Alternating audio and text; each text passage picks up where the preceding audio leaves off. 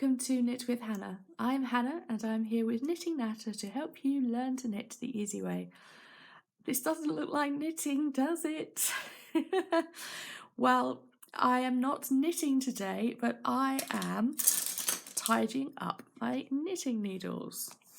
I have had my knitting needles in a large case for a long time. It's got a zip on it and it's long enough for, say, 35cm needles.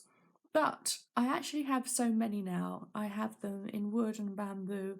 I have my old metal ones, which I just do not want to get rid of.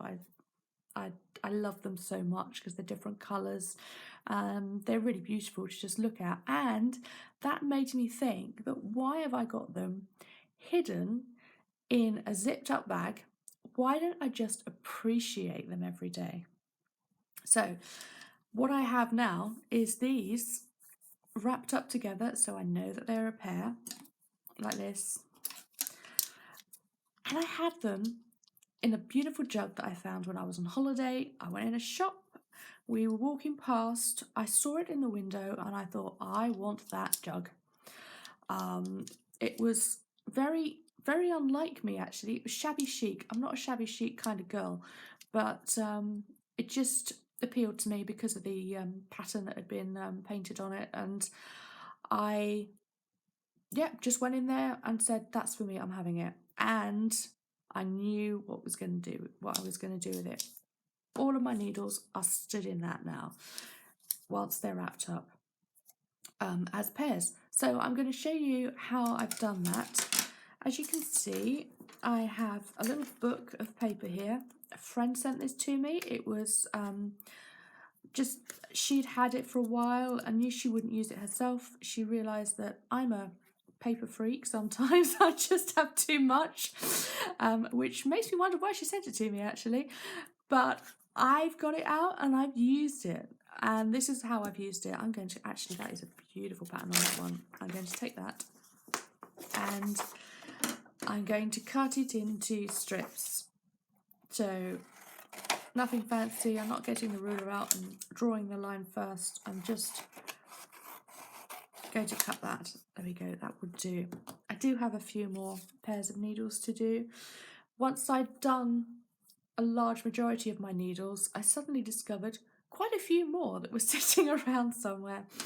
So I do have a pile to go through and sort, and I would do that later today, I think. Right, now this is fun, isn't it? Finding the end of the sellotape. There we go. So you just need a couple of pieces for each pair of needles.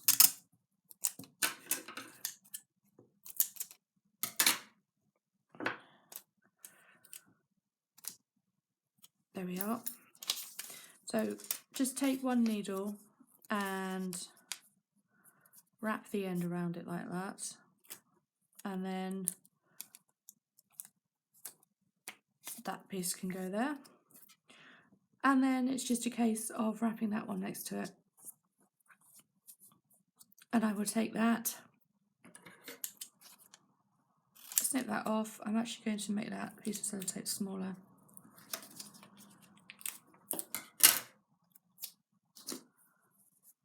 And that's nice and cozy there. It's not overly tight, but it's not loose. It will stay on there. It's not going to lose its shape. There we are. I just move that up there slightly. It's nice and taut. So that's a small pair, so you can see a little bit of the pattern, but not a great deal. But you'll see it more with this. There we are. So this is 5.5mm needles. I've been doing really large pairs, so it looks fabulous.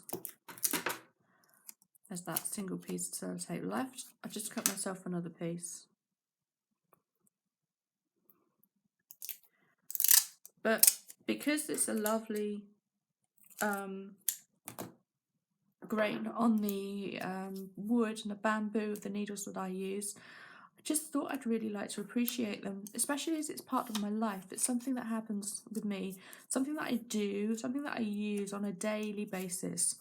My one worry about putting them in a vase like this, like a bunch of flowers or something, was actually that they get dusty. but because I'm in and out of them so often, isn't that lovely? Then actually that hasn't happened. They've been like that for a couple of months now, and I move them about. I'm rummaging in them so much that I just can go in there and use them, and they haven't had that problem. And I really like seeing them waiting for me in the corner of the room. There we go then. I will show you a photo at the end of this if I can.